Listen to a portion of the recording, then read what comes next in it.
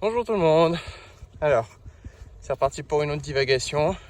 Cette fois, je voulais parler de la question des inégalités et de la violence. Alors, la question des inégalités, c'est pas quelque chose sur quoi j'avais un a priori initialement. Mais en fait, à force de regarder un peu les travaux des économistes, des sociologues, des psychologues, ce que j'en ai tiré, c'est que il y a un lien de corrélation très fort, entre l'augmentation des inégalités et l'augmentation des violences dans une société. Il y a pas mal de manières d'aborder cette question, mais clairement, ce qui ressort, c'est que plus une société est inégalitaire, il y a différentes manières d'être inégalitaire, plus il va y avoir un sentiment d'injustice qui va être présent, surtout lorsque il y a un État qui ne redistribue pas et au contraire, par exemple, va moins taxer les riches, comme ce qu'on a globalement fait passer récemment. Dans les dernières décennies, depuis Thatcher et Reagan, il y a eu une diminution de la taxation sur des populations les plus riches comparativement à avant. Et c'est quelque chose qui s'est fait aux dépens des services publics, aux dépens des classes moyennes et des pauvres.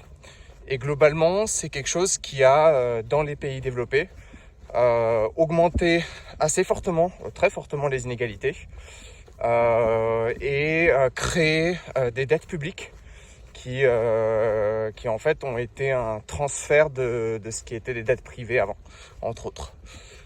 Alors, je parle de manière très générale, donc il y a beaucoup de précisions après à faire, mais de tout ça, ce qui en ressort, c'est que les inégalités sont un problème majeur pour une société. C'est pas quelque chose de secondaire, parce que en fait, une société, à un moment, se désagrège si elle ne peut pas fonctionner. Une société a besoin de cohésion sociale, a besoin de pouvoir en fait fonctionner, de pouvoir fonctionner autrement que par la violence. Et ça devient difficile lorsque les inégalités deviennent telles et la redistribution ne fonctionne plus du tout et que ça mène à un effondrement des services tels que les hôpitaux, la police. Et ce qui est intéressant, c'est que dans ces conditions-là, tout le monde en paye le prix. Parce que même si les très riches peuvent se permettre d'avoir des médecins personnels, d'avoir des zones protégées, on est tous dépendants de la police, de services communs, des pompiers, et quand en fait y compris l'école même s'il y a des moyens de se protéger pour des personnes qui sont riches, une société inégalitaire, tout le monde va en payer le prix. Et ce qu'on va voir, c'est quelque chose comme ce qui se passe aux États-Unis, en fait, où il y a ou au Brésil, qui sont deux exemples de sociétés très inégalitaires, avec des manières très différentes d'être inégalitaires. Mais ce qu'on y constate, c'est qu'en fait, la mortalité augmente, les conditions de vie empirent, le niveau de stress, les niveaux de santé sont catastrophiques. Et en fait, ça, on a toujours le même problème. C'est-à-dire, si on ne prévient pas un problème, il vaut mieux traiter, permettre aux gens d'aller se faire soigner, qu'ils aient pas peur d'aller se faire soigner parce que ça va les endetter, par exemple. En fait, tout le monde y gagne. La même logique, ça s'appliquait par exemple en France aux migrants ou à des personnes qui n'ont pas forcément des droits. En pratique, tout le monde et la société va y gagner parce que ça coûtera toujours infiniment moins cher de soigner les gens en avance, de les suivre, de prévenir les problèmes, plutôt que de se retrouver à la fin à devoir ramasser les pots cassés, à devoir utiliser la prison, la force, la chirurgie. Ces solutions-là, finales, sont toujours plus coûteuses. Et un des raisonnements que je vois souvent en fait pour ces questions d'inégalité, c'est quelque chose qui a trait à une vision morale en fait des inégalités. C'est-à-dire que typiquement, moi j'ai travaillé, donc je vois pas pourquoi je devrais payer pour les personnes qui ne travaillent pas, pour ceux qui abusent du système. Et en fait, c'est vraiment une approche morale qui je comprends pas. Enfin, je comprends la logique, mais elle se tient pas en fait parce que on a des chiffres assez précis sur le nombre de personnes qui abusent du système. C'est toujours à peu près le même et il n'est pas très élevé. C'est de l'ordre de 2% si je me souviens bien. Faudra que vous me corrigiez si je me trompe, mais de ce que je me souviens avoir vu, c'est qu'à peu près pour tous les droits, c'est toujours à peu près la même chose en fait.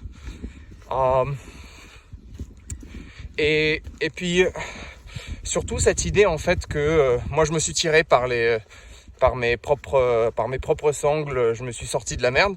En fait il y a un problème avec cette logique, c'est quelque chose qui s'appelle le biais du survivant.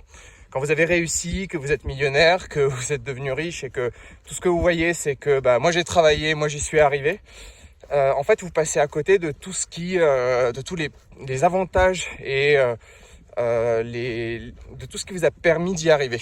Ça peut être le bagage culturel, ça peut être le bagage financier de votre famille, mais ça peut être aussi votre couleur de peau, ça peut être aussi le fait que vous êtes un homme, et puis c'est aussi la chance.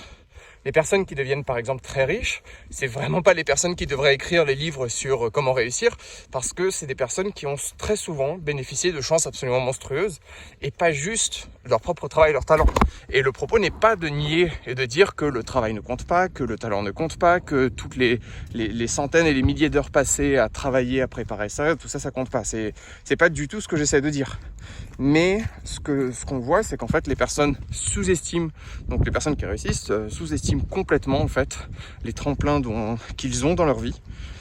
Et par exemple dans mon cas, je me suis rendu compte que contrairement à beaucoup de gens, j'avais eu la chance d'aller dans des écoles privées et que ma trajectoire scolaire avait été un gros avantage par rapport à beaucoup de personnes. Et j'aurais clairement pas pu faire ça par exemple si j'avais été si j'avais pas eu de l'aide de l'extérieur en fait. Et j'ai aussi un bagage culturel familial qui fait que l'accès à la culture a été beaucoup plus simple pour moi et c'est fait de manière assez évidente.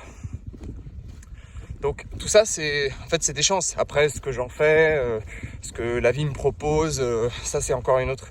C'est plus compliqué. Mais dans tous les cas, pour cette question des inégalités, il y a une vraie cette idée morale que les personnes qui ne réussissent pas, c'est qu'elles l'ont pas mérité, par exemple, ou qu'elles n'ont pas travaillé. C'est pas du tout ce que montrent les données. C'est dans les personnes qui sont pauvres, il y a beaucoup de mères seules, de parents seuls, de personnes qui travaillent très très dur, qui travaillent parfois plusieurs boulots, mais simplement qui n'ont pas eu soit la chance, soit l'opportunité dans la vie de trouver un boulot qui paye bien, soit de suivre une éducation de haut niveau. Enfin voilà, la vie c'est compliqué et les circonstances, les lieux, la chance, plein de facteurs jouent. Du coup, pour revenir à cette question, pourquoi pour moi c'est tellement important, c'est parce que c'est une question au final assez vitale pour les sociétés où on est, parce que cette rupture de confiance mutuelle, sentiment d'injustice, c'est quelque chose que les travaux d'historiens corrèlent en fait avec les révolutions, avec les explosions sociales sérieuses. Et là, je pense en particulier aux Gilets jaunes, mais à la Révolution française, à tous les épisodes en fait qu'on a eu d'explosion sociale et de renversement du système.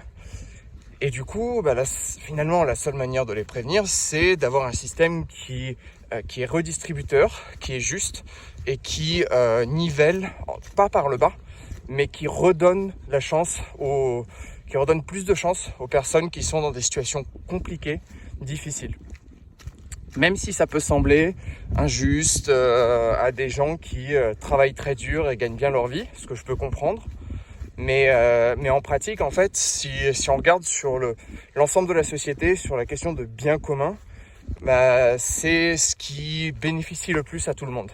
Ça a un autre avantage, c'est que économiquement, l'idée du trickle-down economics, de donner aux riches pour que redistribuer aux pauvres, toutes les données qu'on a montrent que ça ne marche pas, que c'est à peu près aussi absurde qu'on peut faire, que les riches ne peuvent pas consommer tout leur argent, alors que les pauvres aussi. Donc déjà, pour la consommation économique, il n'y a rien de mieux pour lancer une économie que de donner aux pauvres. Donner aux riches, ils vont surtout mettre de côté et ne pas utiliser l'argent, ne pas l'investir dans de l'économie réelle.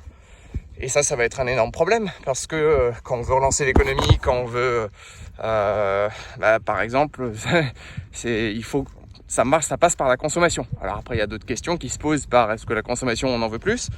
Mais en attendant, cette redistribution, c'est la seule qui permet à des personnes qui déjà à beaucoup de personnes qui sont en difficulté, qui comptent ce qu'ils mangent, où ils vont, est-ce qu'ils vont en vacances ou pas.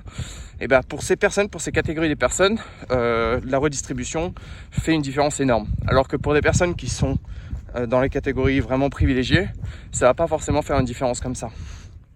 Donc, en fait, cette question, moi, je l'aborde d'un point de vue général, pas individuel, parce que sur un plan individuel, ça peut sembler très injuste, de prendre l'argent à certaines personnes pour le redonner à d'autres, mais on fonctionne au final dans un système qui est extrêmement injuste, où la chance, les contacts jouent beaucoup, et où, à force, moi, les données que je vois me convainquent que il faut la présence d'un État qui redistribue pour améliorer le bien-être global de la société, pour permettre à l'économie de fonctionner et surtout après il va falloir tout repenser parce que les défis à venir avec les possibles découplements entre le travail et la production de richesse va poser problème. Voilà.